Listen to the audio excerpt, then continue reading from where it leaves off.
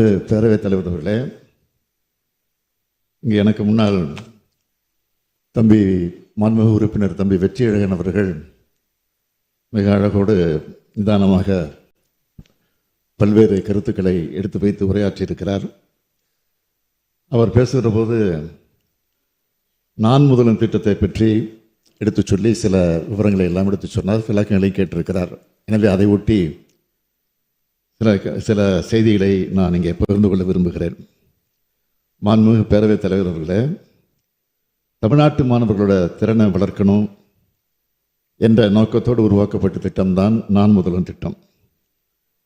அந்த திட்டத்தின் கீழ் எடுக்கப்பட்ட பல்வேறு முயற்சிகளின் விளைவாக தான் தற்போது வெளியான அகில இந்திய குடிமைப்பணி தேர்வு முடிவுகளில் தமிழ்நாட்டைச் சேர்ந்த மாணவர் தேர்ச்சி விகிதம் அதிகரிச்சிருக்கு.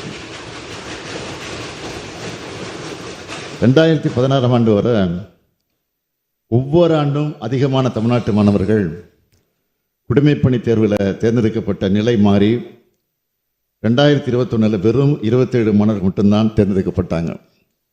இதை கவனத்தில் வச்சு நான் முதல்வன் திட்டத்தின் கீழே பல்வேறு முயற்சிகளை இந்த அரசு மேற்கொண்டது. குடிமைப்பணி தேர்வுக்கு தயாராகக்கூடிய 1000 மாணவர்களை தேர்வு செய்யப்பட்டவர்களுக்கு மாதம் 7500 ரூபாய் வீதம் 10 மாதங்களுக்கு வழங்கினோம். மேலும் முதல்நிலை தேர்வில் தேர்ச்சி பெற்று முதன்மை தேர்வுக்கு தயாராகக்கூடிய மாணவர்களுக்கு ரொக்கமாக 25,000 ரூபாயை ஊக்கத்தொகையாக வழங்கணும். அண்ணா நிர்வாக பணியாளர் கல்லூரியின் அகில இந்திய குடிமைப்பணி தேர்வு மையத்தின் மூலமாக இந்த மாணவர்களுக்கு தேவையான பயிற்சிகள் எல்லாம் வழங்கப்பட்டுச்சு. நான் மேற்கொண்ட தீவிரமான முயற்சிகளோட பயணம் இந்த ஆண்டு தமிழ்நாட்டில் இருந்து 57 மாணவர்கள் பல்வேறு அகில இந்திய பணிகளுக்கு தேர்ந்தெடுக்கப்பட்டிருக்கிறாங்க. இதில் கூடுதல் மகிழ்ச்சி என்னன்னு கேட்டிங்கன்னா, இவங்க 50 பேர் நான் முதல் திட்டத்தில் பயிற்சி பெற்று பயனடைந்திருக்கக்கூடியவங்க. நான் முதல் திட்டத்தோட போற்றத்தக்க இந்த வெற்றியை நாம் தக்க வச்சுக்கணும்.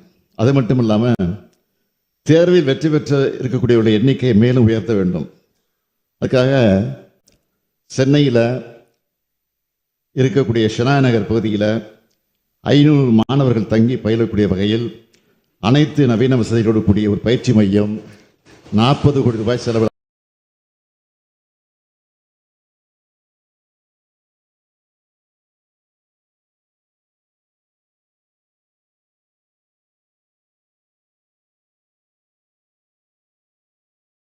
அமைக்கப்படும் என்பதை தங்கள் வாயிலாக இந்த அவைகளை நான் தெரிவித்துக் கொள்ள விரும்புகிறேன்.